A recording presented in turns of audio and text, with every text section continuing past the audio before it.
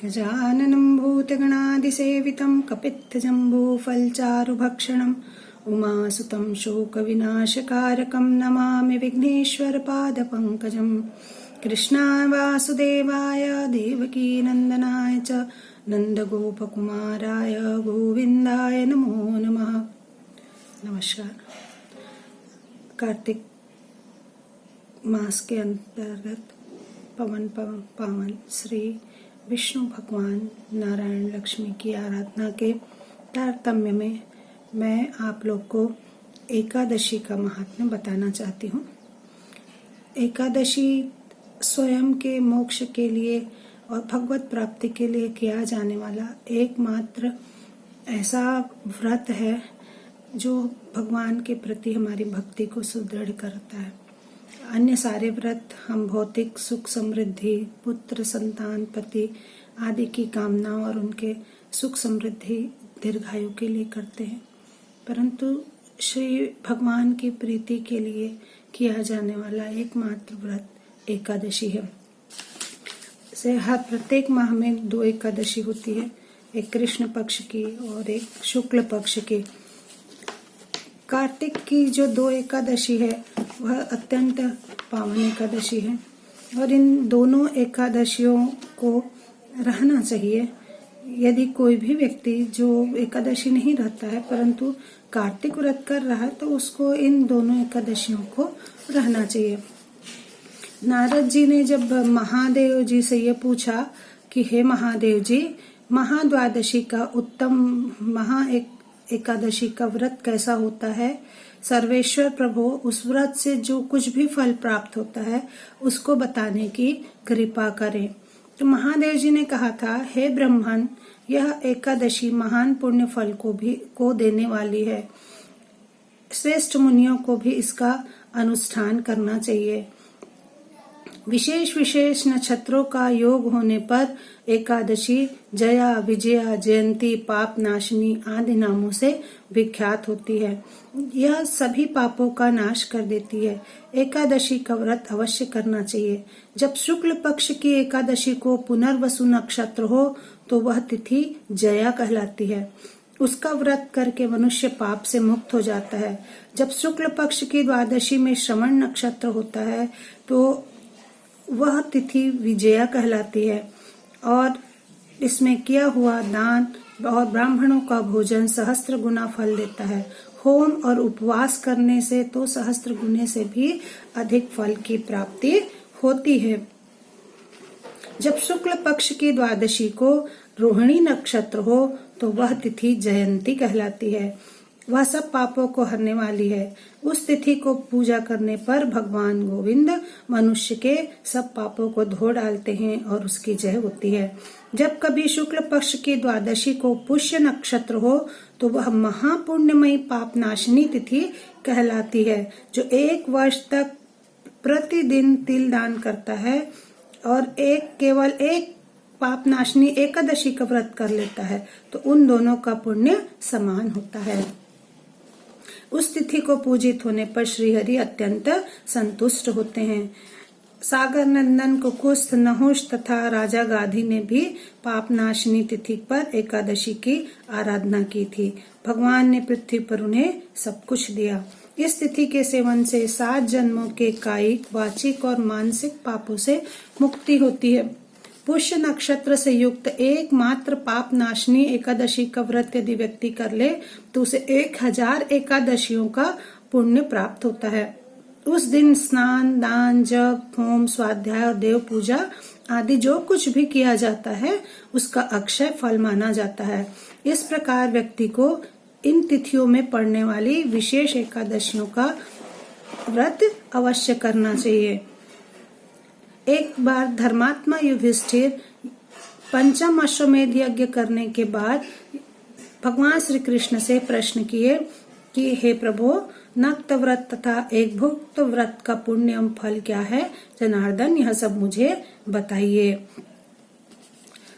भगवान ने कहा कि इस प्रकार दृढ़ता पूर्वक उत्तम व्रत का पालन करने वाला शुद्ध चित्त पुरुष दशमी के दिन शौच संतोषादि नियमों का पालन करके एक बार भोजन करे। दिन के 8वें भाग में जब सूर्य का तेज मंद पड़ जाता है तो उसे नक्त जानना चाहिए। देखिए इसमें ध्यान दीजिएगा आप लोग, ये जो नक्त शब्द है वह सूर्यास्त नहीं है। जब सूर्य का तेज मंद हो जाए यानी प्रदोष काल से थोड़ा पहले का जो समय होता है उसको नक्त कहते हैं। तो रात को पारण या भोजन बिल्कुल भी नहीं करना है। सूर्य का तेज जब मंद पड़ जाए प्रदोष काल से थोड़ा पहले, तब उस समय फलाहार किया जाता है, इसीलिए इसको नक्त भोजन कहते हैं। गृहस्थ के लिए तारे दिखाई देने पर नक्त भोजन, और सन्यासी के लिए दिन के 8वें भाग में। सन्यासी को रात को फलाहार या भोजन बिल्कुल भी नहीं करना चाहिए। दशमी की रात व्यतीत होने पर एकादशी को प्रातः काल व्रत करने वाले व्रत का नियम ग्रहण करें। सवेरे और मध्याह्न को पवित्रता के लिए स्नान करें। जल में खड़े जीव जंतुओं को पीड़ा न हो ऐसे स्थान पर खड़े होकर स्नान करना चाहिए। घर पर भी स्नान करना उत्तम है। घर पर स्नान के पहले निम्न मंत्र पढ़कर शरीर में मिट्टी लगा लेना चाहिए। अश्वक्रांते रथक्रांते विष्णुक्रांते वसुंधरे मृत्तिके हर में पापम यन्मया पूर्व संचितम। हे वसुंधरे, तुम्हारे ऊपर अश्व और रथ चला करते हैं। भगवान विष्णु ने भी वामन अवतार धारण कर तुम्हें अपने पैरों से नापा। हे वसुंधरे मृत्तिके, मैंने पूर्व काल में जो भी पाप संचित किया है, मेरे उन सारे पापों को आप हर लीजिए। संकल्प करके क्रोध और लोभ का परित्याग करना चाहिए। एकादशी के दिन क्रोध और लोभ को प्रयत्न पूर्वक छोड़ना चाहिए। पाखंडी, मिथ्यावादी और दुराचारी व्यक्तियों के साथ उस दिन वार्तालाप नहीं करना चाहिए। भगवान केशव की पूजा करके उन्हें नैवेद्य का भोग लगाए और घर में भक्ति युक्त मन से दीपक अवश्य जलाए। उस दिन निद्रा और मैथुन का परित्याग करे। भगवान का स्मरण करते हुए संपूर्ण दिन व्यतीत करे। ब्राह्मणों को दक्षिणा दे और प्रणाम करके त्रुटियों के लिए क्षमा मांगे। जैसे कृष्ण पक्ष की एकादशी होती है, वैसे ही शुक्ल पक्ष की भी एकादशी होती है। इसी विधि से भी उसका पालन करना चाहिए। इस प्रकार एकादशी के व्रत का विधि भगवान ने बताया। अब मैं आपको कार्तिक में आने वाली रमा और प्रबोधनी एकादशी के महात्म्य के बारे में बताना चाहती हूँ। आप लोग अभी आने वाली है एकादशी, जो कार्तिक करते हैं वो भी, और जो कार्तिक नहीं करते हैं और एकादशी नहीं रहते हैं वो भी, यदि कार्तिक की इन दोनों एकादशियों को व्रत को रहेंगे तो वह भी कल्याणप्रद है। युधिष्ठिर ने पूछा कि हे जनार्दन, मुझ पर आपका अत्यंत स्नेह है, आप मुझे बताइए कि कार्तिक के कृष्ण पक्ष और शुक्ल पक्ष में कौन सी एकादशी होती है और उसका क्या महत्व है। भगवान श्री कृष्ण बोले, राजन, कार्तिक के कृष्ण पक्ष में जो परम कल्याणमयी एकादशी होती है वह रमा के नाम से विख्यात है। रमा परम उत्तम है और बड़े बड़े पापों को हरने वाली है। पूर्व काल में मुचकुंद नाम से विख्यात एक राजा थे जो भगवान विष्णु के भक्त और सत्य प्रतिज्ञ थे। उनके यहाँ नदियों में श्रेष्ठ चंद्रभागा कन्या के रूप में उत्पन्न हुई। राजा ने चंद्रसेन कुमार शोभन के साथ उसका विवाह कर दिया। उनके यहाँ दशमी का दिन आने पर समूचे नगर में ढिंढोरा पिटवाया जाता था कि एकादशी के दिन कोई भी भोजन ना करे। यह घोषणा सुनकर शोभन ने अपनी पत्नी चंद्रभागा से कहा कि अब मुझे क्या करना चाहिए, मुझे तुम इसकी शिक्षा दो। चंद्रभागा बोली, हे प्रभु, मेरे पिता के घर पर तो एकादशी को कोई भोजन नहीं करता है, फिर मनुष्य एकादशी के दिन कैसे भोजन कर सकता है। यदि आप यहाँ मेरे पिता के यहाँ भोजन करेंगे तो बड़ी निंदा होगी, इसलिए आप अपने चित्त को दृढ़ कर लीजिए। शोभन ने कहा कि तुम्हारा कहना सत्य है, मैं उपवास करूंगा। श्री कृष्ण कहते हैं, इस प्रकार शोभन ने व्रत के नियम का पालन किया। भूख से उसके शरीर में पीड़ा होने लग गई। भूख की चिंता में पड़े पड़े सूर्यास्त हो गया। रात्रि आई। हरि पूजा, नारायण जागरण में आसक्त वैष्णव मनुष्य को भोजन की चिंता नहीं होती है, परंतु वह रात्रि शोभन के लिए अत्यंत दुखदायी हुआ और सूर्योदय के होते होते उसका प्राणांत हो गया। राजा मुचकुंद ने शोभन का दाह संस्कार कराया। चंद्रभागा पति का पारलौकिक कर्म करके पिता के घर पर रहने लग गई। रमा नामक एकादशी के व्रत का पालन करते हुए शोभन की मृत्यु हुई थी, तो इस मृत्यु के फलस्वरूप वह मंदराचल के शिखर पर बसे हुए परम रमणीय देवपुर को प्राप्त होने लगा। राजा मुचकुंद के नगर में सोम शर्मा के नाम से विख्यात एक ब्राह्मण रहते थे। वे तीर्थ यात्रा करते हुए मंदराचल पर्वत पर गए। वहां उन्हें शोभन दिखाई दिया। उन्होंने उसे पहचान लिया और उसके समीप गए। उन्होंने कहा कि आप मुचकुंद और प्रिय पत्नी आप चंद्रभागा तथा समस्त नगर का कुशल क्षेम पूछा। सोम शर्मा ने कहा, वहाँ सब कुशल हैं, परंतु अद्भुत आश्चर्य की बात है कि ऐसा सुंदर और विचित्र नगर तो कभी किसी ने देखा ही नहीं था। आपको यह कैसे प्राप्त हो गया? शोभन बोले, कार्तिक के कृष्ण पक्ष में जो रमा नाम की एकादशी होती है, उसी का व्रत करने के फलस्वरूप मुझे इसकी प्राप्ति हुई है। मैं श्रद्धाहीन होकर इस उत्तम व्रत का अनुष्ठान किया था, इसलिए मैं ऐसा मानता हूँ कि मेरा यह नगर स्थिर नहीं हुआ, परंतु यदि मैं श्रद्धा पूर्वक इस व्रत का पालन करता तो उत्तम गति को प्राप्त करता। आप मेरी पत्नी चंद्रभागा से यह सारा वृत्तांत कहिएगा और उसे समझाइएगा कि मेरा उद्धार हो गया।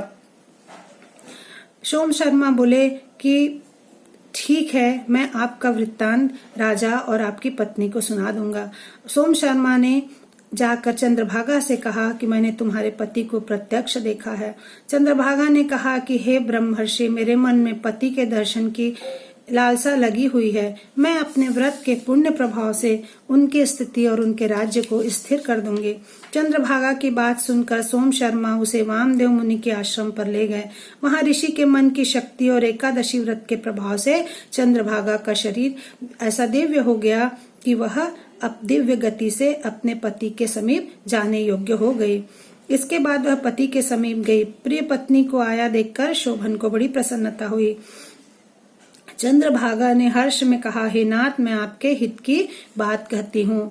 जब पिता के घर में रहते हुए मेरी अवस्था 8 वर्ष से अधिक हो गई, तभी से लेकर आज तक मैंने जो एकादशी का व्रत किया है, उसके कारण मेरे भीतर जो पुण्य संचित हुआ है, उसके प्रभाव से यह नगर कल्प के अंत तक स्थिर रहेगा, सब प्रकार के मनोवांछित वैभव से समृद्धशाली होगा। इस प्रकार रमा व्रत के प्रभाव से चंद्रभागा दिव्य भोग, दिव्य रूप और दिव्य आभूषणों से विभूषित होकर अपने पति के साथ मंदराचल पर्वत पर राज्य करने लग गई। हे राजन, मैंने तुम्हारे समक्ष रमा नामक एकादशी का वर्णन किया है। यह चिंतामणि तथा कामधेनु के समान सभी मनोरथ को पूर्ण करने वाली है। दोनों पक्षों के एकादशी व्रत का पाप नाशक महात्म्य है। जैसे कृष्ण पक्ष की एकादशी का महात्म्य है, वैसे ही शुक्ल पक्ष की भी एकादशी का महात्म्य है। जो मनुष्य एकादशी व्रतों का महात्म्य सुनता है, वह सब पापों से मुक्त होकर विष्णु लोक में प्रतिष्ठित हो जाता है। इस प्रकार कार्तिक कृष्ण पक्ष की रमा एकादशी का महात्म्य सुना। रमा एकादशी कल है,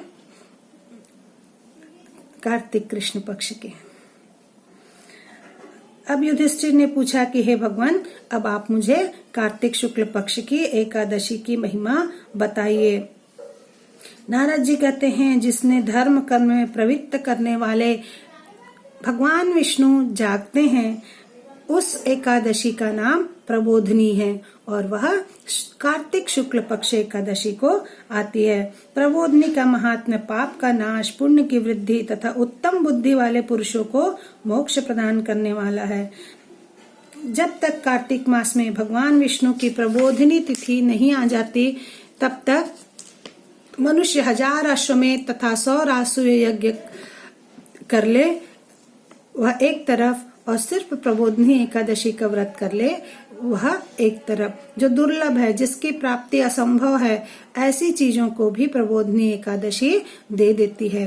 भक्ति पूर्वक उपवास करने पर मनुष्यों को यह हरिबोधनी एकादशी ऐश्वर्य, संपत्ति, उत्तम बुद्धि, राज्य तथा सुख प्रदान करती है। सबको यह पाप नाशनी प्रबोधनी एकादशी अकेले अपने ही उपवास से भस्म कर डालती है। सारे पाप नष्ट हो जाते हैं। प्रबोधनी एकादशी का जो मन से ध्यान करते हैं और व्रत का अनुष्ठान करते हैं, उनके पितर भी आवागमन से मुक्त हो जाते हैं। संपूर्ण तीर्थों में नहाकर सुवर्ण और पृथ्वी दान का जो फल मिलता है, वह प्रबोधनी एकादशी के दिन श्री हरि के निमित्त जागरण से ही मिल जाता है। तीनों लोकों में कोई भी तीर्थ संभव है, वह सब प्रबोधनी एकादशी का व्रत करने वाले मनुष्य के घर में मौजूद रहते हैं। कार्तिक की इस एकादशी को प्रबोधनी, हरिबोधनी, देवोत्थानी एकादशी भी कहते हैं। जो प्रबोधनी की उपासना करता है, वही ज्ञानी है, वही योगी है, वही तपस्वी है। उसी को भोग और मोक्ष की भी प्राप्ति होती है। प्रबोधनी एकादशी को भगवान विष्णु के उद्देश्य से मानव जो स्नान, जप और होम करता है, वह सब अक्षय होता है। इस प्रकार 2 एकादशी कार्तिक मास में पड़ते हैं, रमा और प्रबोधनी एकादशी। मैंने इसके अंतर्गत आपको इसका महात्म्य बताया। प्रबोधनी एकादशी अत्यंत पुण्यप्रद है और अत्यंत ही महत्वपूर्ण है। इसके संबंध में एक पूरा अध्याय ही है, तो इसको मैं आपको प्रबोधनी एकादशी शुक्ल पक्ष एकादशी को पढ़ती है, तो जब आगे की कथा आएगी तब मैं प्रबोधनी या देवउठनी एकादशी के संबंध में और तुलसी विवाह के संबंध में आपको विस्तृत रूप से बताऊंगी। इस प्रकार आप के सामने अभी परम पुण्य रमा एकादशी भी है, तो भगवान विष्णु का संकीर्तन, पूजन, व्रत और जागरण, इतना करके आप इस कार्तिक मास को और अपने लिए फलदायक बना सकते हैं। श्रीमन नारायण नारायण नारायण, श्रीमन नारायण नारायण नारायण, श्रीमन नारायण नारायण नारायण, श्रीमन नारायण नारायण नारायण, श्रीमन नारायण नारायण नारायण, श्रीमन नारायण नारायण नारायण, श्रीमन नारायण नारायण नारायण, श्रीमन नारायण नारायण नारायण, श्रीमन नारायण नारायण नारायण, श्रीमन नारायण नारायण नारायण, श्रीमन नारायण